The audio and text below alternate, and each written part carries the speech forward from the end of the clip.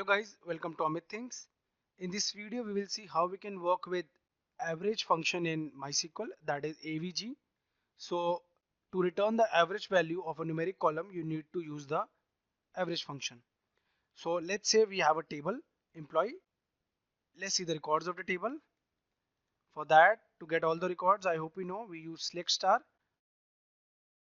then use from, and then the table name, that is employee table. Press semicolon and press enter. On pressing enter, you can see we have 5 columns. Under that, employee age is numeric. So using the AVG function, we can easily return the average value of such numeric columns. So we will see the average age of employees here using the AVG function. So it's very easy. What you need to do, write the select, then the function name, brackets. Under the bracket, you need to mention the column name you want to use. That is, we want average of ages, that is employee age column. Now from, mention a table name, that is employee, semicolon.